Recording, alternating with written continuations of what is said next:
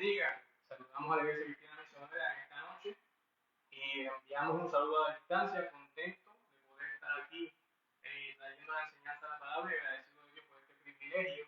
Y la Iglesia sigue de pie, sigue en victoria y sigue marchando. Y queremos darle un saludo a cada uno, queremos saludar también a cada amigo que está conectado o que se irá a conectar durante esta transmisión. Reciban un saludo, reciban ambos saludos de nuestro pastor Carlos Quintana y su esposa Débora Santiago y de nuestra hermana Yanda, superintendente de la Escuela Dominical, quienes siempre están allí conectados y apoyándonos. Y queremos comenzar, no sin antes orar a Papá Dios para que Dios nos dirija y tome el control y sea Dios el que hable. Y le voy a pedir que nos acompañen a orar. Ayúdenme a orar. Padre Santo, Jehová, te damos gracias a Dios. Gracias por esta oportunidad y este privilegio que tú nos otorgas, Dios mío, Señor, de poder, Dios mío, Señor, exponer tu palabra a través de esta enseñanza, Dios mío, sabiendo la importancia de la enseñanza de la palabra de Dios. Gracias, Dios mío, Señor, Padre Santo, me pongo en tus manos, Dios mío, para que tú uses mis facultades, Dios mío, Señor. Que ninguna palabra torpe salga de mis labios, sino sea palabra tuya, Dios mío, Señor, y que esta palabra y esta enseñanza sea de bendición a cada una de nuestras vidas y nos edifique, Dios mío, en el nombre de Jesucristo. Amén. Te damos gracias. Amén. Y esta lección es una lección muy interesante y que se ajusta al tiempo que estamos viviendo. La base bíblica para los que no tienen expositor se encuentra en 2 Tesalonicenses 2:1 del 1 al 4 y 1 Timoteo 4, 1 al 4 y 2 Timoteo 4 del 1 al 4. El pensamiento central lee de la siguiente manera. Los creyentes no solo debemos conocer la profecía del fin, sino tomarlas en serio y prepararnos para escapar del mal. Vamos a comenzar y vamos a traer esta clase un poquito diferente. Vamos a leer el título, vamos a entrar por el título y luego vamos a estar leyendo cada versículo y vamos a estar explicando. Y quisiera comenzar con el título, tres palabras clave en el título. Apostasía, señal y los tiempos del fin. Y siempre me gusta comenzar con el título porque el título nos facilita entender de lo que va a tratar la clase. Y quisiera comenzar con la primera palabra, la cual es apostasía. Apostasía quiere decir renuncia a que hace una persona de sus creencias. Es la renuncia y el abandono de la fe. La apostasía es una revelación, es alejarse de lo que uno cree, es dejar al Señor y abrazar el engaño. Bíblicamente podemos ver lo que es apostasía en Jeremías 8:5, donde allí nos dice, ¿por qué entonces este pueblo de Jerusalén se ha desviado en continua apostasía? Se aferran al engaño y rehusan volver. Entonces, este versículo nos deja saber que apostasía es una desviación, es una caída, es un retroceso de creyentes que una vez estuvieron, pero fueron engañados y nunca más vuelven al camino de la verdad. Proverbios 1:22 dice, porque el desvío de los ignorantes los matará y la prosperidad de los necios los echará a perder. Cuando decimos necios estamos hablando de rebeldes y cuando decimos los echará a perder estamos hablando de los destruirá. Y leería así, porque el desvío de los ignorantes los matará y la prosperidad de los rebeldes los destruirá. Entonces tenemos que preguntarnos, ¿por qué se desvía el ignorante? ¿Por qué es destruido el rebelde? Porque siempre está buscando la prosperidad para complacer sus deleites y caprichos. Y es un peligro concentrarnos y enfocarnos en la prosperidad. ¿Por qué? Porque cuando nos enfocamos en esto, podemos abandonar totalmente a Dios. Isaías 65:2-4 dice, extendí mi mano todo el día hacia un pueblo rebelde que anda por el camino que no es bueno y en pos de sus pensamientos. Ahora miren lo que dice Isaías 31. Hay de los hijos rebeldes, declara el Señor, que ejecutan planes pero no los míos y hacen alianza pero no según mi espíritu, para añadir pecado sobre pecado. El apóstata siempre tiende a desviarse. La segunda palabra que significa apostasía es caída. Isaías 3:8 dice, pues Jerusalén ha tropezado y Judá ha caído, porque su lengua y su obra están contra el Señor, rebelándose contra su gloriosa presencia.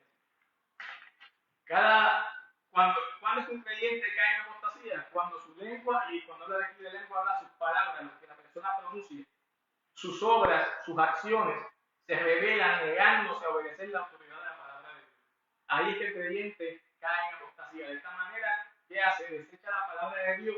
Es por esa razón que muchos se están desviando, es por esa razón que muchos están cayendo. ¿Por qué? Porque una vez desechan la palabra de Dios, la misma palabra los desechará a ellos.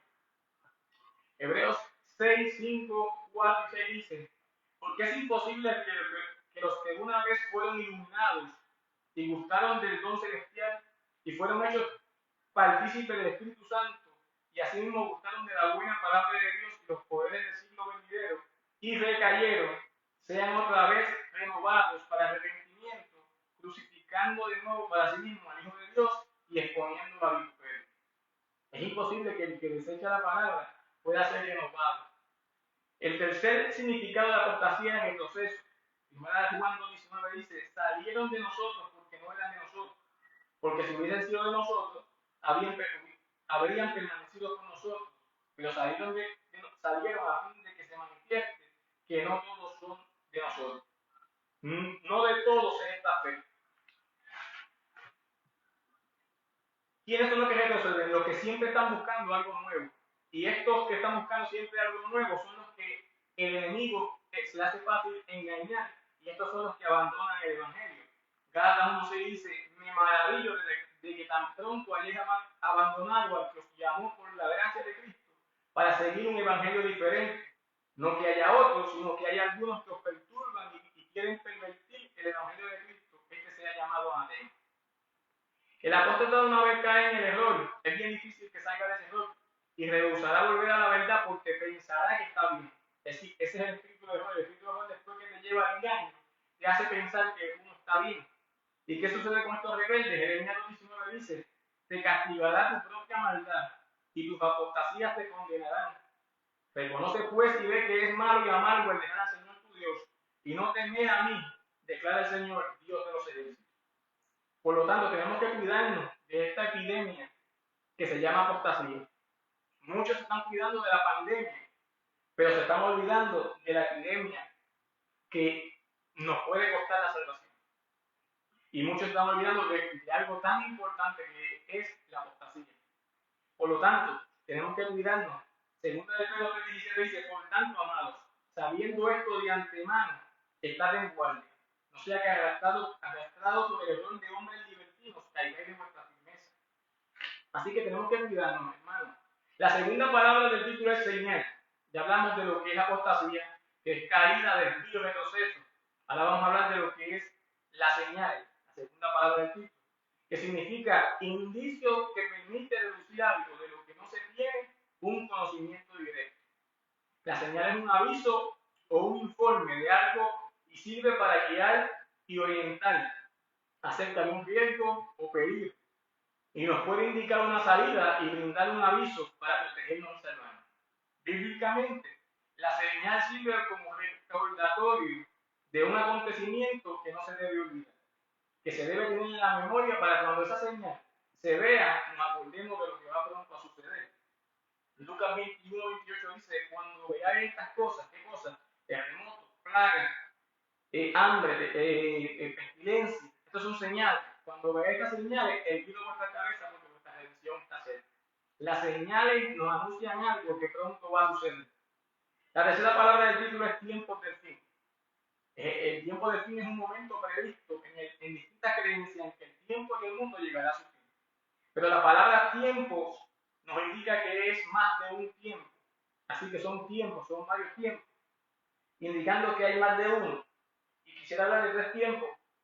Este es está el tiempo del fin de la iglesia en este mundo, cuando la iglesia sea arrebatada y reunida con el Señor Jesucristo en los aires. Está el tiempo del fin del día de la ira del Señor, cuando se entra el milenio. Y está el tiempo del fin del milenio, cuando se entre la eternidad, donde ya no habrá más tiempo del fin. Y es importante entender que la iglesia entrará antes del fin del milenio a la eternidad, cuando seamos arrebatados. ¿Por qué? Porque vamos a ser ya en cuerpo glorificado y vamos a ser santos. Así que hay un privilegio para la iglesia para entrar a esa eternidad antes del milenio. Pero cuando Jesús venga en su segunda venida, venimos con Él, no como iglesia, sino como santos, para entrar a ese milenio. Teniendo esto en mente, ahora tenemos que conocer un poco de historia para conectar el título con la historia. Y esta clase nos habla de dos cartas que Pablo le escribió a los tesalonicenses, y esta carta habla en especial de la segunda carta. Originalmente a Tesalónica se le llamaba Telma, debido a las fuentes termales de Galia. Esta ciudad se volvió la capital de Macedonia y era una ciudad libre, gobernada por su propia ciudadanía bajo el Imperio Romano. Estaba localizada en la carretera principal llamada la Vía Ignacia. Tesalónica servía como un cuartel, como los cuarteles generales de la actividad política y comercial en Macedonia, y tenía alrededor, para el tiempo de Pablo, una población de 2.000 personas, de 200.000 personas. Después de Pablo salir de Filipo, viajó a Anfípolis, luego hasta Polonia, para luego llegar a Tesalónica. Allí Pablo ministró primeramente en la sinagoga como era de costumbre, y el evangelio tuvo un impacto grande. Se convirtieron muchos prosélitos, que son prosélitos gentiles convirtidos al judaísmo. También se convirtieron gentiles que salieron de la idolatría, y también se convirtieron algunos judíos. Y debido al éxito del evangelio, muchos judíos ortodoxos que no creyeron levantaron un motín, y los cristianos vieron en bien que Pablo saliera por proteger su vida. Pablo sale de Tesalónica, llega a Berea, en Berea deja a sus compañeros y sigue hasta Atenas. En Atenas Timoteo se une a él, y el apóstol ve en bien enviar a Timoteo a Tesalónica. ¿Para qué? Para que animara a la joven iglesia. Finalmente, todo el cuerpo ministerial se reúne en Corinto, y allí también llega Timoteo. ¿Para qué? Para traer un informe respecto al estado de la joven iglesia. Fue allí donde Pablo escribió la primera y segunda carta de Tesalonicenses, en Corinto. El informe que Timoteo trajo fue un informe positivo en un ambiente difícil y peligroso. Y Pablo, contento por la postura de la joven iglesia, que era de ejemplo a todos los demás, desde Macedonia hasta acá, y estaba gozoso por el ejemplo que esta iglesia estaba dando, escribe en 2 Tesalonicenses 1:3-4, y Pablo escribe allí: debemos dar siempre gracias a Dios por vosotros, hermanos, como es digno, por cuanto vuestra fe va creciendo, y el amor de todos y cada uno de vosotros abunda para con los demás. Esta iglesia estaba creciendo en la fe y abundaba en el amor, a pesar de estar en ese ambiente difícil y peligroso. Y Pablo se gloriaba de esta iglesia por saber de la paciencia y fe que ellos manifestaban en medio de la persecución y la tribulación que estaban soportando. Y aquí hay tres palabras importantes: paciencia, fe y amor, que esta iglesia estaba manifestando en un tiempo peligroso y difícil, y en un tiempo de persecución y tribulación. ¿Por qué? Porque esta iglesia estaba siendo dirigida por el Espíritu Santo, estaba dirigida por la verdad que Pablo le había instruido acerca de la palabra de Dios. ¿Por qué? Porque el Espíritu Santo los guiaba a toda verdad, y estaba dando fruto de ese Espíritu. Tres palabras que dan fruto del Espíritu Santo es paciencia, fe y amor. Estaban dando fruto. Por lo tanto, el fruto manifiesta que estaban caminando en la verdad. Pero Pablo le escribe dos cartas a los tesalonicenses. Podemos resumir estas dos cartas de la siguiente manera. La primera carta: Pablo habla de encontrarnos con Cristo en el aire. Pablo habla de la gracia. Pablo habla del Espíritu Santo. Y a través de esta carta, Pablo le recuerda lo que le había enseñado. La segunda carta: Pablo habla de la segunda venida del Señor. Habla del futuro día del Señor. Habla del misterio de la iniquidad. Y les corrige a través de esta carta de la enseñanza falsa que ellos habían oído. Esta lección habla de esta segunda carta. Y el motivo de esta segunda carta a los tesalonicenses fue porque un tiempo después de haber recibido la noticia alentadora de la cual le llegó Timoteo a Pablo de la iglesia, del ejemplo que estaban dando, Pablo recibe noticias de que esta joven iglesia seguía experimentando la persecución, pero como si fuera poco, había entrado a la iglesia falsas enseñanzas, que enseñaban que la segunda venida del Señor ya estaba presente. Esto ocasionó que la postura de la iglesia fuera perturbada, ya que esta falsa enseñanza confundió a algunos de las jóvenes iglesias de los tesalonicenses. Y es interesante porque cuando el enemigo no pudo con la persecución, ahora tratan con el engaño. Porque el enemigo tratará de alguna manera atacar a una iglesia que camina en la verdad.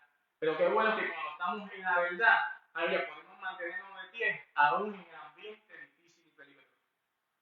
Dice que algunos de ellos estaban desalentados por la persecución, otros engañados por los falsos maestros, y otros confundidos acerca del regreso del Señor.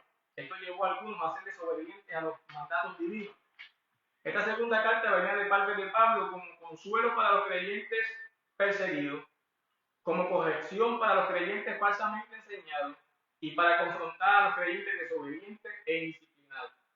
Y ahora, ya teniendo esto en mente, podemos entrar al versículo 1 de esta lección, donde comienza diciendo: con respecto a la venida de nuestro Señor Jesucristo y nuestra reunión con Él, os rogamos, hermanos. La palabra nuestra es bien importante aquí porque define qué clase de venida está hablando Pablo. Como la venida de Jesucristo, y aquí Pablo está hablando de la venida de Jesucristo en el aire, donde no va a tocar tierra, ni va a ser visto. ¿Por qué? Porque al decir nuestra, le está relacionando con la iglesia y con el arrebatamiento de la iglesia. Pero también al decir nuestra, está dando a entender que habrá otra venida, que no es para la iglesia, y es conocida como la segunda venida. No es para la iglesia en el sentido de iglesia, pero sí vamos a venir en esa segunda venida como santos de Dios. También habla de nuestra reunión con Él. Esto debería llevar a los tesalonicenses a pensar de que Jesús no solamente venía a encontrarse con ellos, sino que esto era mucho más que eso. Esto era más que esperar por el retorno del Señor. Ellos no se podían ahora sentar a esperar, no podemos sentarnos a esperar ahora. ¿Por qué? Porque sabemos que el Señor está cerca. Por las señales, no podemos sentarnos a esperar y quedarnos ahí sin hacer nada, porque ya el Señor viene. No podemos tomar una actitud de responsabilidad ante este acontecimiento que va a suceder y que las señales están cumpliendo, pero no podemos tomar una actitud de responsabilidad como la tomaron los tesalonicenses. Una de las actitudes que tomaron los tesalonicenses fue que se dejaron de trabajar. Y la Biblia dice que mientras el día dure hay que trabajar. Y no solamente trabajar, sino trabajar con más ímpetu y trabajar con más ganas. ¿Por qué? Porque se acerca el tiempo de nuestro arrebatamiento, nuestra reunión con el Señor. Esto implicaba que ellos tenían que moverse hacia ese encuentro. ¿Por qué? Porque esto es un suceso mutuo. Cuando habla de nuestra reunión, habla de un suceso mutuo. Por lo tanto, tenían que moverse hacia ese encuentro. Jesús viene a encontrarse con nosotros, pero nosotros tenemos que movernos hacia ese encuentro. ¿Y cómo nos movemos hacia ese encuentro? Bueno, Pablo dice: olvidando ciertamente lo que queda atrás y extendiéndome a lo que está adelante, lo sigo a la meta, al premio supremo llamamiento en Cristo Jesús. Y Pablo también dice: corriendo la carrera que tenemos por delante, puestos los ojos en el autor y consumador de vuestra fe. No podemos poner los ojos en otras cosas, sino en Jesucristo, en el autor y consumador de vuestra fe. Y de esta manera nos vamos a mover a ese encuentro mutuo cuando Jesús venga a reunirse con nosotros en nuestra reunión con nuestro Señor Jesucristo. Lo otro que vemos en este versículo 1 es que dice nuestro, y nos lleva a entender que es nuestra responsabilidad estudiar la palabra de Dios y escudriñarla. ¿Y para qué? Para que podamos distinguir ambas venidas y ambas reuniones y para no ser engañados como los tesalonicenses. Una es la segunda venida del Señor. Dice la Biblia en Mateo 24, 29, 30, que dice que la venida del Hijo del Hombre viene como rey de reyes y señor de señores. Viene con un cuerpo glorificado, así como cuando resucitó y estuvo 40 días y se le apareció a más de 500 personas. Con ese cuerpo glorificado, que lo pudieron ver, que lo pudo Tomás, pudo tocarlo y comió con los discípulos. Con ese cuerpo glorificado viene Jesucristo. Y viene a gobernar un gobierno como hijo de David. Porque eso es una promesa que todavía está vigente, que cuando Dios promete, Dios cumple. Y ese gobierno va a ser un gobierno como de esa promesa que Dios le hizo a David. Un gobierno terrenal en un milenio, pero un gobierno eterno porque no tendrá fin.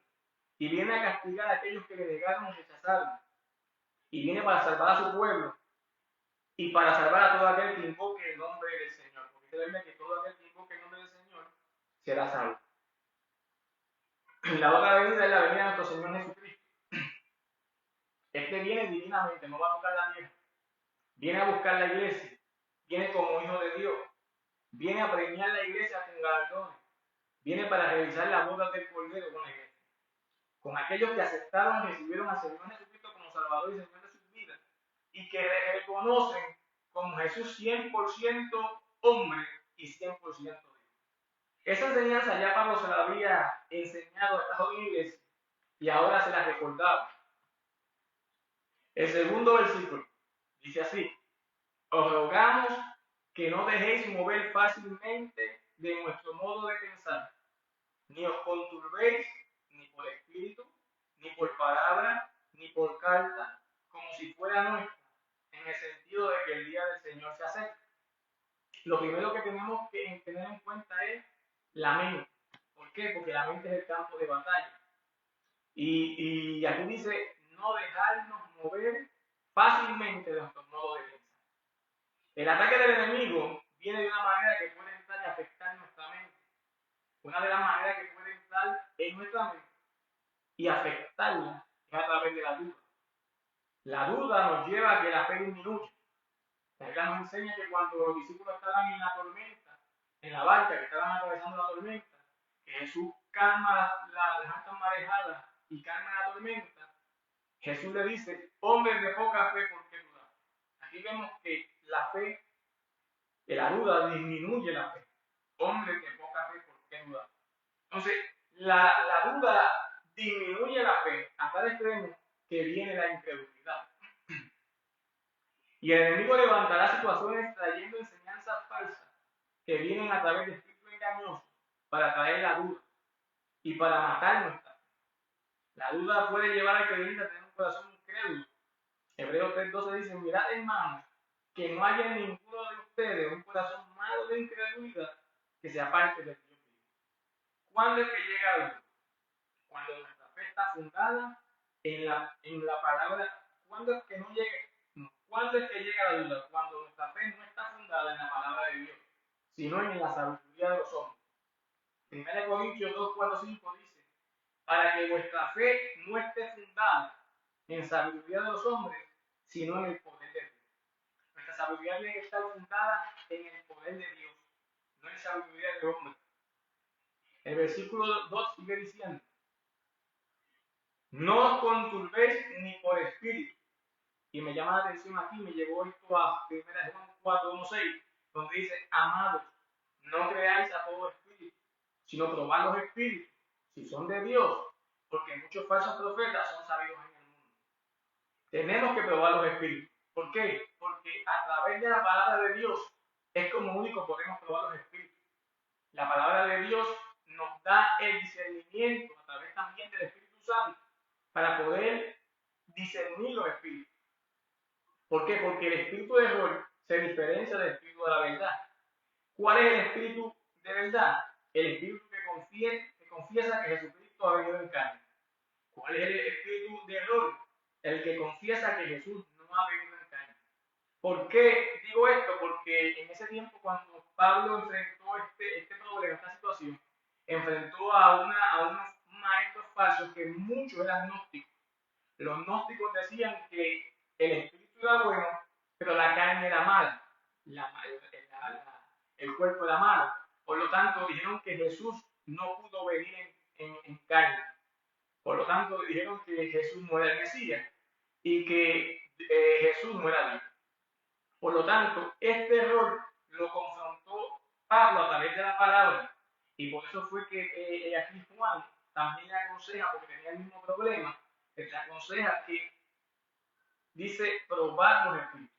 ¿Por qué? Porque cuando probamos los espíritus a través de la palabra de Dios, vemos el error manifestado. Entonces, puede quizás hablar una palabra que quizás la saque de la misma Biblia, pero su final no va a ser Cristo el centro, sino que va a ser otra falsa doctrina. Por ejemplo, estos gnósticos tenían una falsa doctrina porque no aceptaban a Jesucristo como Mesías. Y esto fue a través de la palabra, Pablo lo refutó.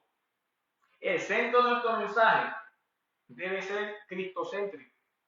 El centro de nuestro mensaje, y debemos tener esto bien claro, es que Jesús fue 100% hombre, 100% Dios.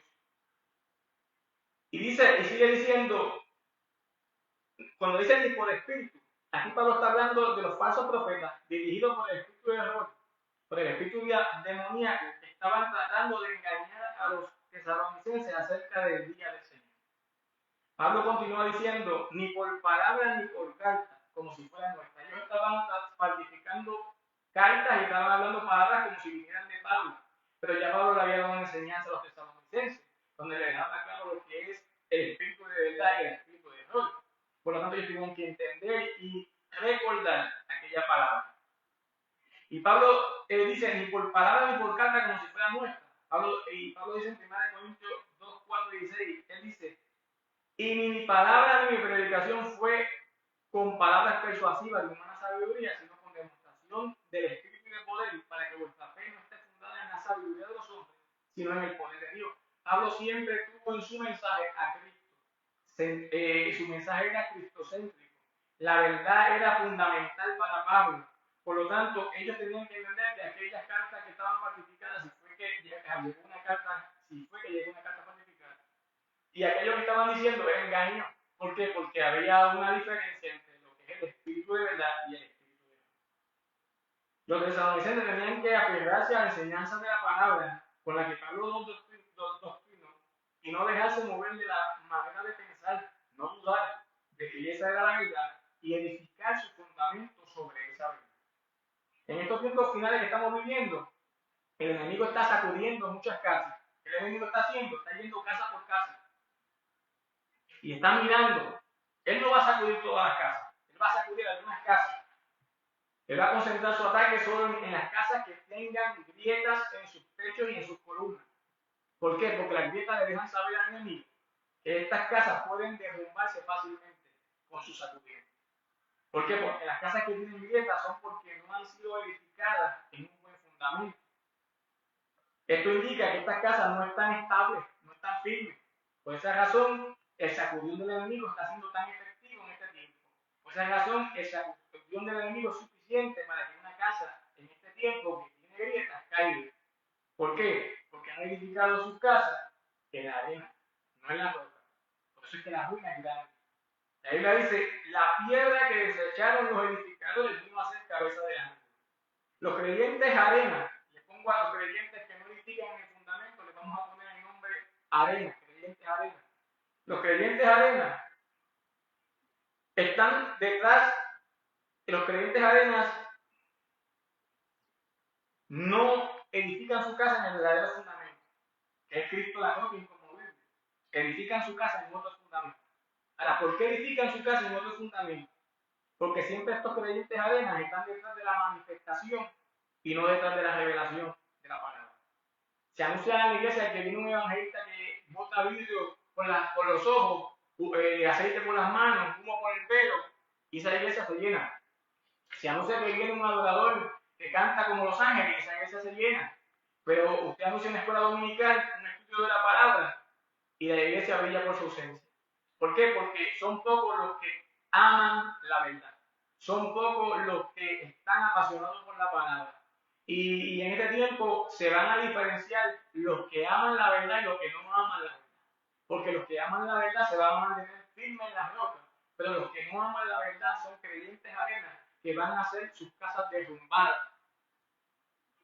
Y no entienden que sin palabras no hay fundamento, y sin fundamento no hay revelación. Sus casas tendrán grietas y serán derribadas por el enemigo.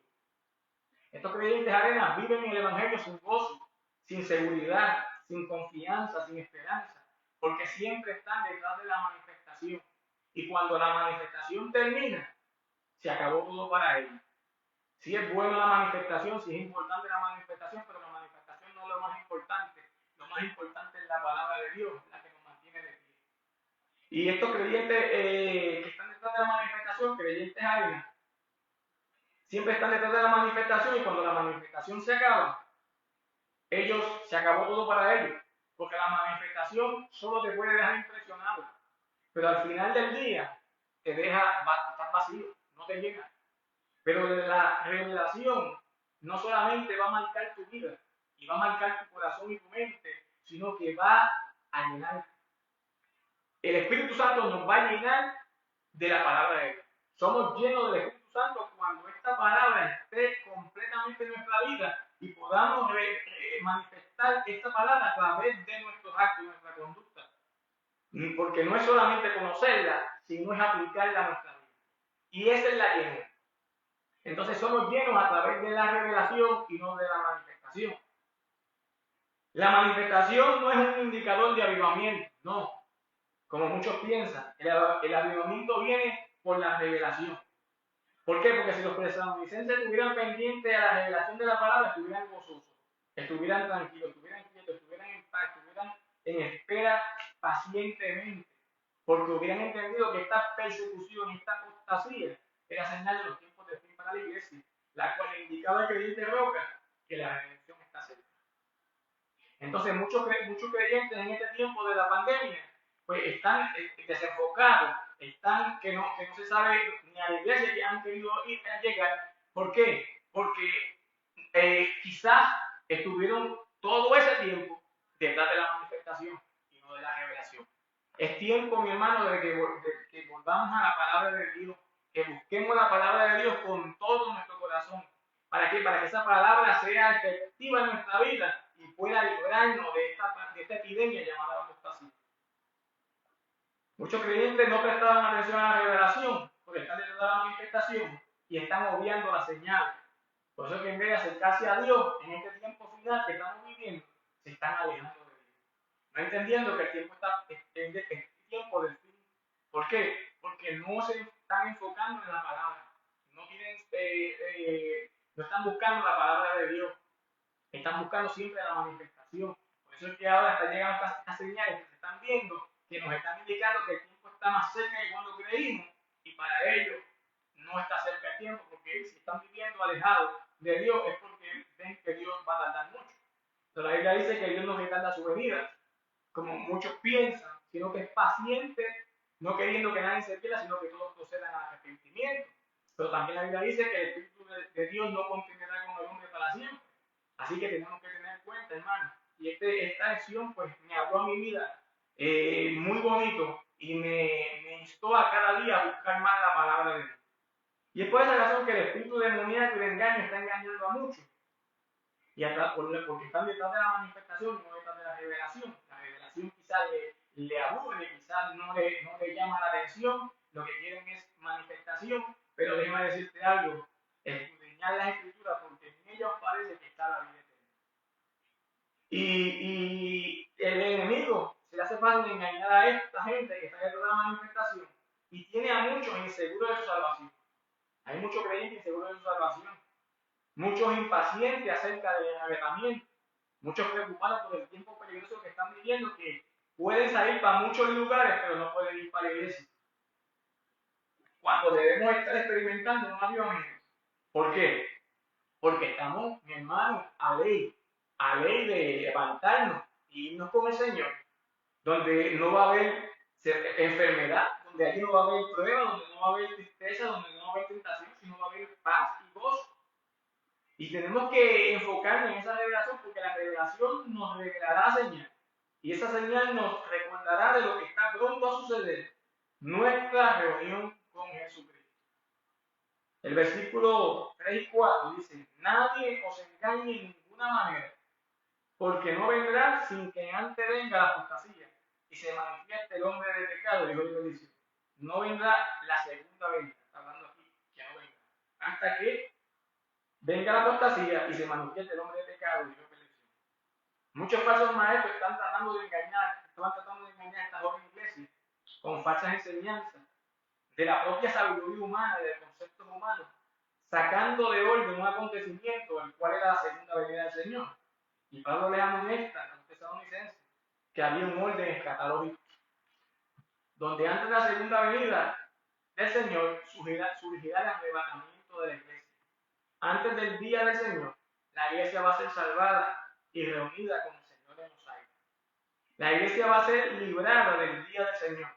Cuando la ira de Dios, del Señor, caiga sobre esta tierra, con todos los juicios y la gran tribulación, mientras está sufriendo aquí la humanidad, ¿qué se quedó? La iglesia está en fiesta, la iglesia está en boda, la iglesia está en premiación de galardón. Aleluya. Y eso, aleluya, damos gracias a Dios por ese privilegio que nos dio de que podamos ser iglesia. Aleluya, de que podamos ser la iglesia de Dios.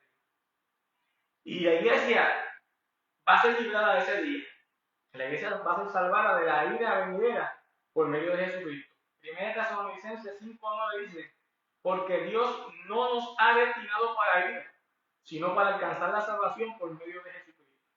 Un ejemplo de esto lo podemos ver en Noé.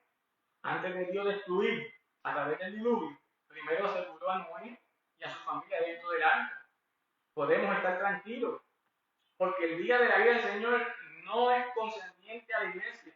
Por lo tanto, la iglesia debe estar tranquila, pero sí debe estar lista y preparada. Hebreos 2:3 dice, ¿cómo escaparemos si descuidamos una salvación tan grande? Tenemos que estar orando en todo tiempo y velando sobriamente. Ahora, aunque el día del Señor no es concerniente a nosotros, tenemos que entender el orden escatológico y los acontecimientos. ¿Para qué? Para que no nos suceda lo mismo que le sucedió a los tesalonicenses, para que no sean engañados. Y este versículo nos muestra el orden escatológico. La segunda venida del Señor no vendrá sin que antes se vaya a la iglesia. La iglesia será quitada lo que detiene que el misterio de iniquidad se manifieste. Y la iglesia se va con el Señor. Antes de la segunda venida del Señor surgirá el arrebatamiento. Luego surgirá la apostasía final. Esta apostasía final y la manifestación del hombre de pecado van unidas. ¿Por qué? Porque esta es una apostasía final. ¿Y por qué una apostasía final? Porque es el abandono y la rebelión final hacia todo lo de Dios.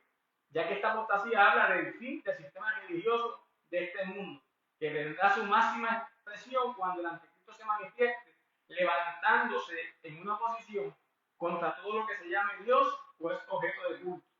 Y se sentará en el templo de Dios proclamándose como Dios y haciéndose pasar por Dios. Esto es conocido como la abominación desoladora. Y Mateo 24:15 nos da una explicación más amplia de esto. Esta será algo similar a lo que hizo Antíoco Epifanes.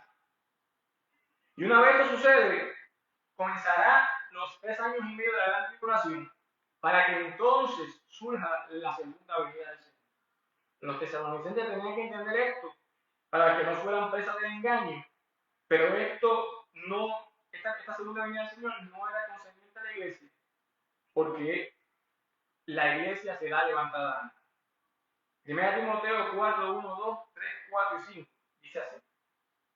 Pero el Espíritu dice claramente que en los posteriores tiempos algunos apostatarán de la fe, escuchando espíritu de engaño y doctrina de demonios.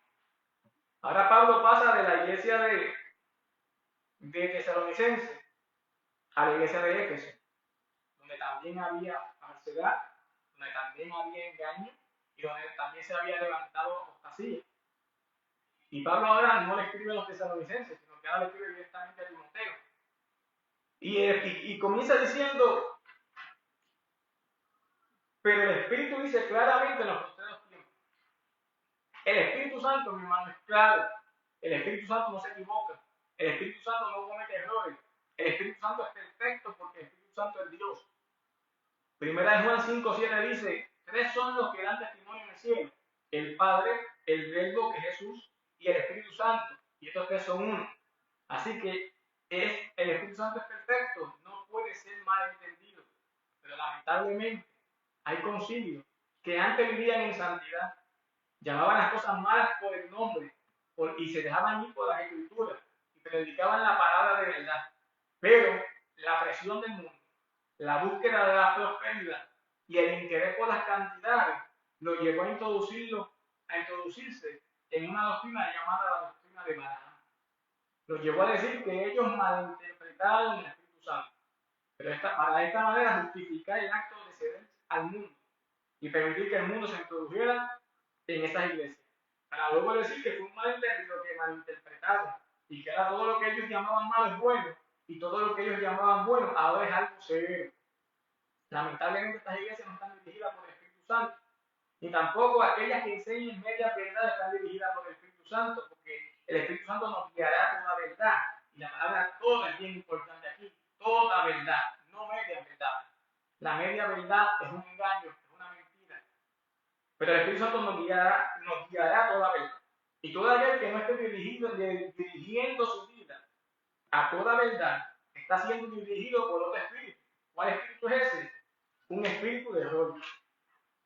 Por lo tanto, estos líderes de estas iglesias que enseñan una doctrina no según la verdad, sino una doctrina de demonios, aunque ellos están enseñando una doctrina de demonios, aunque ellos piensen que están predicando la verdad, porque así es el error. El error te hace pensar que tú estás bien. Lamentablemente estas iglesias están desviadas, han caído y han retrocedido de la palabra de Dios. Y todo el que oiga y presta atención a estas enseñanzas de estas iglesias, lamentablemente será contagiada por esta pandemia, por esta epidemia de los postreros tiempos llamado la apostasía. 1 Timoteo 2 dice así: por la hipocresía de mentirosos que teniendo cauterizada la conciencia, prohíben casarse y mandan abstenerse de alimentos que Dios creó, para que con acción de gracia participen de ellos los creyentes y los que han conocido la verdad. Aquí podemos ver una enseñanza de demonio llamada la doctrina del ascetismo. Es la doctrina filosófica que busca por lo general purificar el espíritu por medio de la negación y de los placeres materiales o abstenencia. Busca la perfección moral y espiritual renunciando a ciertas prácticas de una vida rigurosa. Y esta enseñanza tiene, y ellos enseñaban que se tenía que tomar acción disciplinaria contra su propio cuerpo para poder purificar y limpiar su cuerpo. Y la iglesia que enseña la verdad, y dice que la iglesia que enseña la verdad de la palabra de Dios conoce que no hay nada que nosotros podamos hacer para ser salvos. Ya Jesús lo hizo todo por nosotros. Y esto no es por esfuerzo humano, esto es por gracia. Esto no depende de nosotros ni de lo que nosotros podamos hacer. Esto depende de Él y de lo que Él ya hizo, que murió en la cruz del Calvario por cada uno de nosotros. Y que no somos limpios por ceremonias religiosas o regulaciones de alimentos, sino somos limpios por esa preciosa sangre derramada en la cruz del Calvario también de Jesucristo. Y que podemos vivir plenamente y libremente a través de la justificación por la fe en Jesucristo, en ese sacrificio pleno. ¿Por qué? Porque la palabra de Dios dice: si el Hijo libertare, seréis verdaderamente libres. Pero eso tenemos que conocerlo, y lo conocemos solo a través de la palabra de Dios. Y todo aquel que es libre no tiene necesidad de seguir regulaciones ceremoniales ni religiosas para ser limpio. No tiene necesidad de seguir regulaciones ceremoniales ni religiosas para ser perfecto, ni para ser salvo, porque el sacrificio de Jesucristo en la cruz del Calvario fue suficiente. Entendiendo que todo lo que hizo Dios es bueno. Y la Biblia dice que vio Dios que todo era bueno en gran manera. Y tanto los alimentos como el matrimonio son creación de Dios. Por lo tanto, no podemos desecharlo. Sí podemos ayunar para acercarnos más a Dios, y si Dios le da el don de contingencia, amén. Pero ninguna de estas cosas nos van a salvar. Ninguna de estas cosas nos van a purificar, porque estas cosas solamente eran ceremonias y regulaciones de estos falsos que tenía la doctrina del ascetismo. Ahora, sí tenemos que ser agradecidos por esa libertad que tenemos. Sí tenemos que ser agradecidos por ese sacrificio perfecto. Sí tenemos que ser agradecidos por esa sangre preciosa. Sí tenemos que ser agradecidos por la gracia. Sí tenemos que ser agradecidos por la justificación, por esa misericordia, por esa salvación y por todo lo que Dios hizo, por todo lo que Dios hace y por todo lo que Dios continuará haciendo en nuestras vidas. Todo ha sido santificado por la palabra de la oración. Segunda Timoteo 4, 1, 2, 3 y 4. Dice: te encarezco delante de Dios, que juzgará a los vivos y a los muertos en su manifestación y en su reino. Cada creyente tiene una responsabilidad ante Dios que tiene que ejecutar y administrar, dar por gracia lo que por gracia ha recibido. Y ese mandato tiene repercusión en el juicio, donde nos presentaremos ante un juez, Dios. Pero también el mundo, aquel que no conoce a Dios, también tiene su responsabilidad de venir a Dios y aceptar a Jesucristo como Señor y Salvador de su vida. ¿Por qué? Porque también el juicio traerá repercusión hacia sus vidas. Dice que juzgará a los vivos y a los muertos. el Señor juzgará a todos los hombres en tres escenarios diferentes. El juicio de los creyentes, de los santos, del arrebatamiento. Y ese es un juicio para galardones, donde Dios nos va a premiar por las obras. Está el juicio de las naciones, donde separará las ovejas de los cabritos y que determinará quiénes van a entrar al milenio. Y está el juicio ante el gran trono blanco, que se aplicará a los no creyentes. Ante este gran evento, tenemos que ser concientizados para nosotros en este tiempo dar lo mejor de nuestra vida para Cristo, dar lo mejor de nuestro tiempo para Cristo, darnos todo para Él. Y también el mundo tiene que concientizarse de que tiene que darle cuenta a Dios por su desobediencia, va a tener que darle cuenta a Dios por su rechazo, donde no va a haber excusas.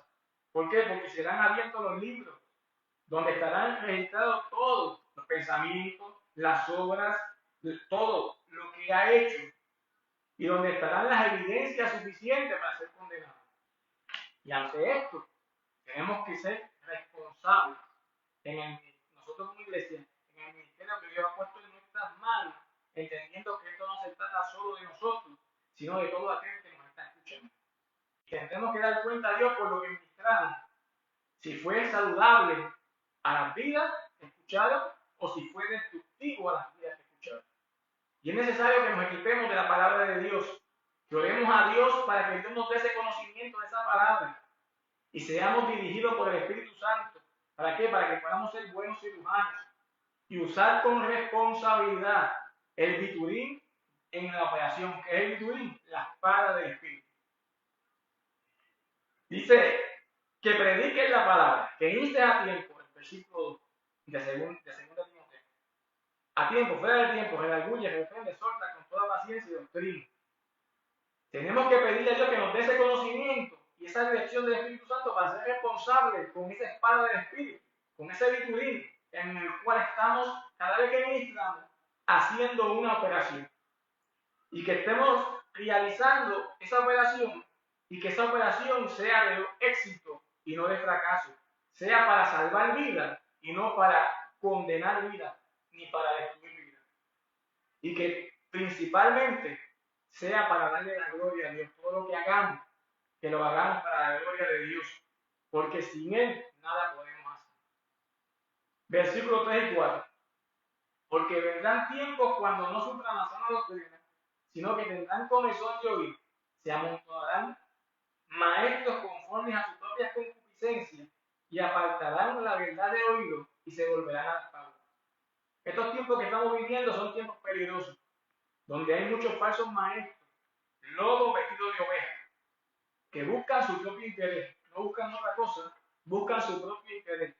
Pero también, lamentablemente, hay muchos oyentes ignorantes y rebeldes que prestan su oído y prestan su atención a lo que estos falsos maestros están predicando o están enseñando. ¿Por qué? Porque no quieren escuchar la sana doctrina, porque no quieren escuchar la verdad, porque se han vuelto intolerantes a la palabra, porque ya dicen que la palabra es franca, es exigente y no la quieren. Quieren salvación, prosperidad, seguridad, sin arrepentimiento ni conversión, sin dejar su vieja manera de vivir.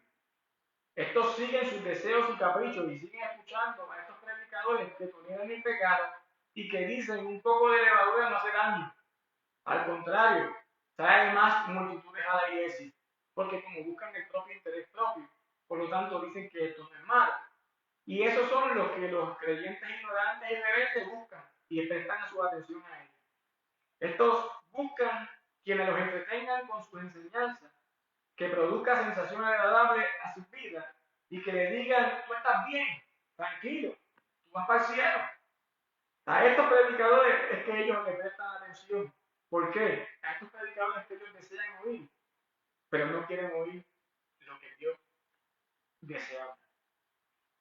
Estos están doctrinados por fábulas, por ideologías, por filosofías y perspectivas humanas que se oponen a la sana doctrina. Están prestando los oídos a maestros falsos que han cambiado el lenguaje de santidad por un lenguaje de tolerancia. Estos son hipócritas, son mentirosos, y aquí se ve clarito el espíritu de iniquidad en acción. Y estos hay que llamarlos por su nombre. Estos son apóstotas. Y dice que son dirigidos por el padre de toda mentira, que es el diablo, y que siempre ha engañado. ¿Y cómo es que el enemigo siempre ha engañado? Con medias verdades, cambiando el lenguaje de la santidad por el lenguaje de la tolerancia, pero usando la palabra con medias verdades. ¿Por qué usa la palabra? Porque el que no escucha la palabra y escucha la palabra y le suena como que lo sabe, pues entonces no sigue escudriñando y va a aceptar esa palabra.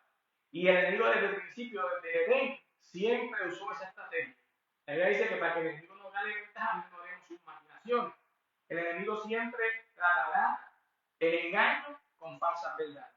Y hay tres que quisiera hablar de todas las que hay. Y una es Dios es amor. Y eso es lo que están predicando en la iglesia. Dios es amor y ahí lo dejan. Entonces, pero omiten que Él es fuego consumidor, omiten que su espíritu no contenderá con el hombre para siempre, omiten que todo lo que sembrare, eso el hombre cosechará, omiten eso otro. ¿Para qué? Para ganar multitudes. Número 2, otra palabra que otra media verdad que se está predicando mucho es todo obra para bien. Y omiten que es para aquellos que aman a Dios, para los que de acuerdo a su propósito son llamados. Y otra que están predicando también de verdad es no hay condenación para el que está en Cristo Jesús. Pero omiten que es para los que no andan según la carne, sino conforme al Espíritu. Y de esta manera presentan una media verdad y engañan a aquellos que no escudriñan las Escrituras. Son los que tienen apariencia de verdad, pero niegan la eficacia de ella. Son los que siempre están aprendiendo, pero nunca llegan al conocimiento de la verdad. Conclusión. Cuando analizamos esta lección, podemos llegar a la conclusión de que el antídoto en contra de la apostasía es la verdad. No hay otro antídoto, solamente es la verdad. Y todo aquel que se opone a la verdad y vive en engaño y manifiesta la apostasía, manifiesta tres cosas. Número 1, escoge un camino que no es el camino de la verdad, sino es el camino de Caín. ¿Cuál es el camino de Caín? Se rebeló contra la voluntad soberana de Dios en cuanto al sacrificio ofrecido. Es querer recibir bendición y salvación sin obedecer la palabra. Muchos apóstotas, esto es lo que enseñan. Y esto es una de las manifestaciones de ellos, que caminan el camino de Caín. Otra manifestación de estos apóstotas es que cometen el error de Balaam. ¿Cuál fue el error de Balaam? Planificar siempre para su propio beneficio, comprometiendo la verdad en cambio de recompensas económicas considerables, vendiendo la verdad por la riqueza. Esta se llama la doctrina de prosperidad. Otra de las manifestaciones de los apóstoles es que manifiestan la contradicción de Coré. Rechazan el liderazgo de Moisés, quien había sido ordenado por Dios, tratando de imponer su voluntad personal sobre Dios y el pueblo. Estos son los que dividen la obra. Lamentablemente, todo aquel que escoja el camino de Caín y cometa el error de Balaam y manifieste la contradicción de Coré, tendrá el mismo fin de Coré, un juicio de Dios implacable sobre él. Según Timoteo 4:10 dice, Pablo diciendo, Demas me abandonó, amando a este mundo, y se ha ido a desarrollar. ¿Qué abandonó Demas? No abandonó a Pablo, sino que abandonó la fe, la doctrina que Pablo le había impartido de la palabra de Dios. ¿Por qué Demas lo hizo? Porque amó más a este mundo. La palabra más a este mundo que a la verdad. Y el que ama más a este mundo desprecia y desea la verdad. Cuando dice amó a este mundo, no está hablando de los deseos mundanos, sino está hablando de un sistema mundial que es dominado por el enemigo y dirigido por el espíritu mundial. Y el que cae en apostasía, cae porque su dependencia, su seguridad, su confianza, su corazón está puesto en este mundo, en este sistema de gobierno que está siendo dirigido por el espíritu mundial. Por lo tanto, jamás podrá ser dirigido por el Espíritu Santo. ¿Por qué? Porque el Espíritu Santo te va a guiar a toda verdad y el Espíritu Santo te va a guiar a toda mentira. Y Dios no comparte su gloria con nadie. O sirves a Dios o sirves a la riqueza.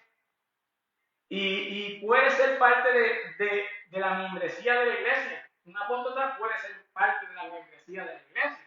Puede estar sentado allí, en la silla la iglesia, pero nunca será parte del pueblo escogido del Señor.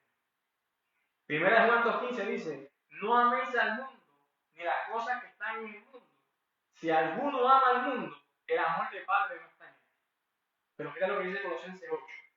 Mirad que nadie os engañe por medio de filosofías y vanas sutilezas, según la tradición de los hombres, conforme a los elementos del mundo y no según Cristo.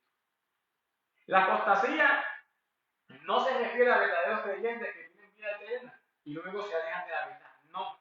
La apostasía se refiere a aquellos que profesan ser creyentes, pero nunca realmente fueron. Estos han caído, se han desviado, han retrocedido por las evidencias que demuestran eso.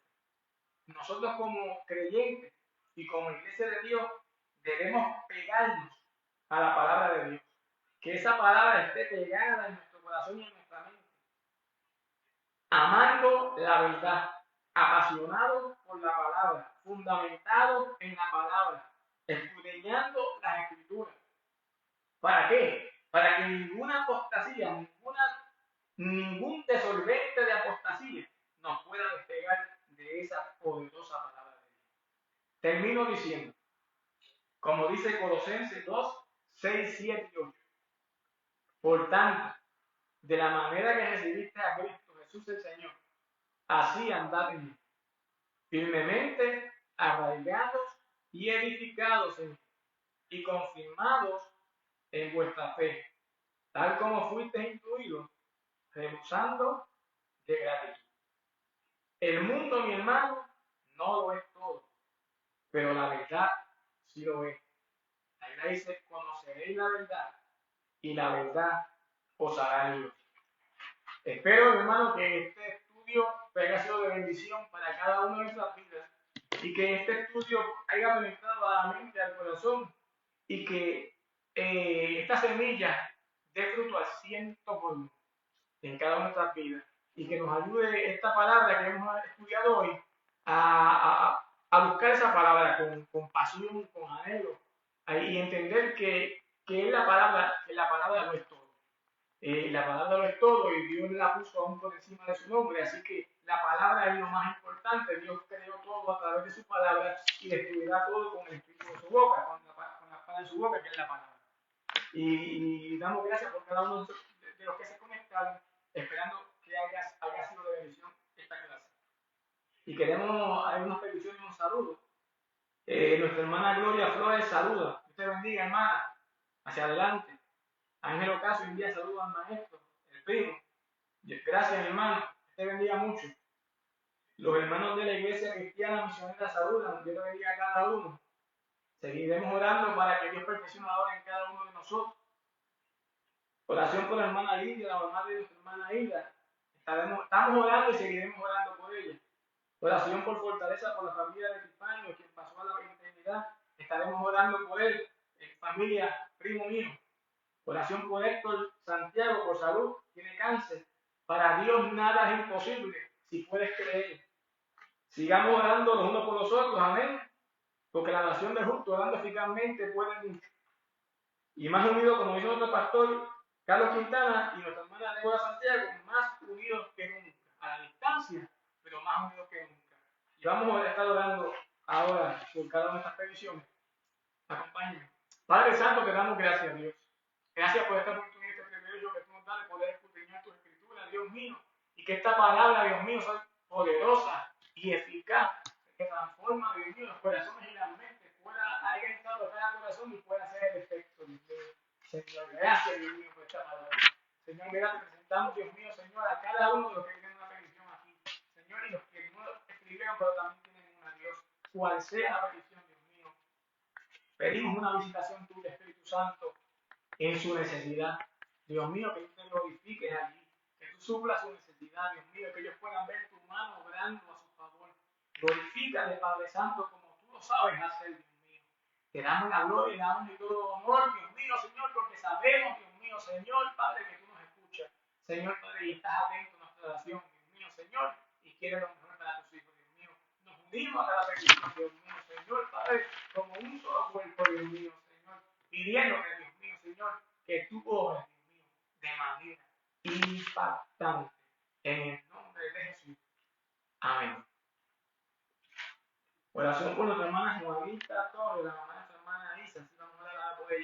Padre Santo, de igual manera venimos a tu presencia nuevamente por orar por nuestra hermana Juanita, Dios mío, Señor. Oh Dios mío, tú conoces su necesidad, Dios mío. Espíritu Santo llega allí, Dios mío, a su habitación, a donde ella está. Dios mío, tócala, Dios mío, en el nombre de Jesús.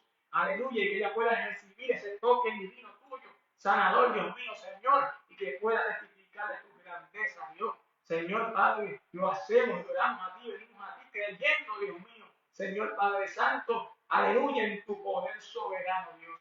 Gracias, Dios, en el nombre de Jesús de Nazaret. Amén.